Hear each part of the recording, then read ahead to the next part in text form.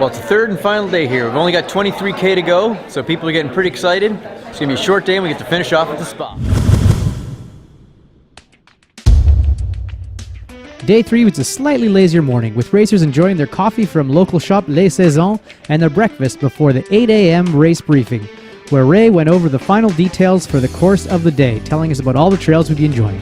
Yeah, I mean, let's not. This is service. The race director is patching feet on the final day of the event.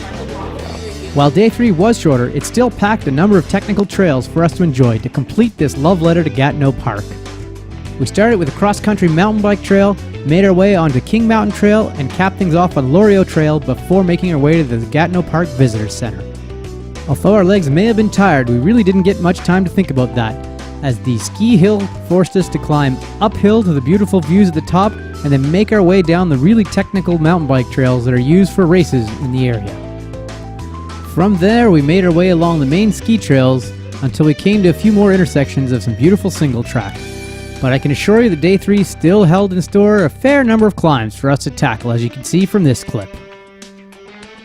We emerged from this section to find ourselves at the first of 2 aid stations on the day, and then made our way onto the King Mountain Trail. Now this is a beautiful trail that features some really rocky terrain to get up to the top, but also has some really amazing views of the escarpment from the top. This is an area that William Mackenzie King, one of our first Prime Ministers, used to take guests to when they wanted to introduce them to Gatineau Park. So it was a fitting place for all the international racers to have a look at the beauty of Gatineau Park. On the back end of that, we had to climb down a whole bunch of stairs to get back on the road to then join on to the Laurier Trail. The Laurier Trail once again featured rolling single-track terrain for us to enjoy while running. We made our way around that trail before emerging in this tunnel, which passed us underneath the parkway above and had us emerge at the Mackenzie King Estate. This is actually where the Prime Minister lived and enjoyed his summertime.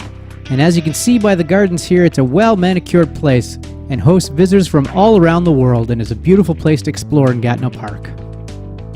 Lucky for us, it was still early enough in the day that the hordes of tourists hadn't yet descended to make this place too busy. But still, there were volunteers on hand to make sure we went the right way and navigated through the parking lot to the final trails to the finish line. We passed one more aid station and then made our way up to an area which I had to take a little bit of a detour just to see the final view from the top, because I knew from there it was going to be a very hard downhill run along gravel trails before we made our way to the finish line. A few more little turns and we found our way onto the Sugarbush Trail before crossing this metal bridge where we could see the finish line in the distance. From there was a straight run right through the finish arch, where people were waiting and cheering us in. And what a great feeling it was to be finished this staged ultra. So I'm here at the finish line where people are still wrapping up their 150K adventure. After that, it's off to the spa. It was really fun staying around and watching people finish the event and to see the emotions on their faces. For a number of people, it was the first time they'd done such an event of this distance, and you could see the relief on their faces at being done, but also the accomplishment that was beaming from their faces.